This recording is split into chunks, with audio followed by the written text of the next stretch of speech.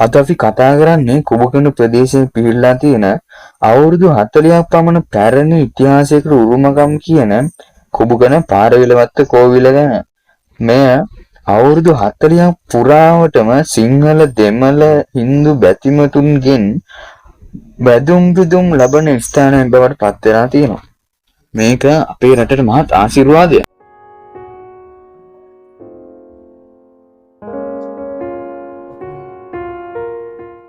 ඒක ඇතිනේ මංගල්‍යයක් තියෙනවා. ඒකට මහා ශිවරාත්‍රි දිනයට එනවා. සමහරට බබාලට ඔක්කොම එක්කගෙන එනවා. සිංහල ගොඩක් ශිවරාත්‍රි දිනේ පූජා පවත්වන ගොඩක් කට්ටිය සෙනගනවා. සහයෝගය කියන්නේ දෙපළ මිනිස්සු හොඳයිනේ. ඔව්. සාමාන්‍යයෙන් යාලා සාමාන්‍යයෙන්. කොහොම ලැබුවා අපිත් එක්ක බොහොම හොඳයි. ස්වාධීන හොඳයි.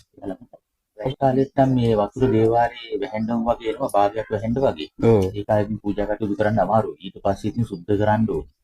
ඉතින් මිනිස්සු අපි මම තැවිතිනවා දෙපාරක් විතර සුද්ධ කරන්න. ගොඩක් වෙයි කාලෙට මේ ගඟ උතුරනවා. උතුරලා මේ දේවාලේ භාගයක් විතර යට වෙනවා. ඒ කාලෙදී පූජා කටයුතු කරන්න අමාරුයි ටිකක්.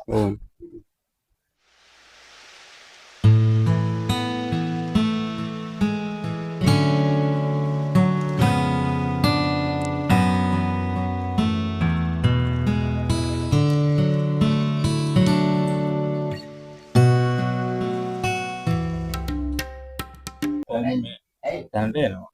ඒතුව දියාවුල ආරම්භයෙන් වෙන කියනවනේ. වෙන කියලා මේ කට්ටියට ලෙඩවල් ඒ කියන්නේ ලෙඩවල් දිනුව ඔක්කොම හොඳ යාපතක් තමයි කවුරුනේ.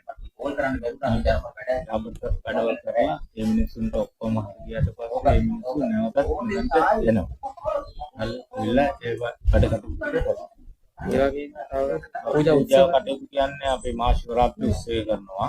ඒ වගේම මේ දේවාලේ දැන් ගොඩ නැගිලා අපිට නැති ඉඳ උත්සවේ නැහැ. නැත්නම් මේ උත්සවය කරනවා අපි ලොකුවට. සිංහල වේවා දෙමළ වේවා මේ හැමෝම එකම දිය පහරකින් පැන් සනහාගෙන එකම බිමක ආශිර්වාදය පතනවා. බෙදීම් වලින් තොරව එකිනෙකාට ගරු කරමින් ජීවත් වෙන්න පුළුවන් කියන එක මේ පාරවිලවත්ත දේවාලය මුළු රටටම කදිම ආදර්ශයක් සපයනවා.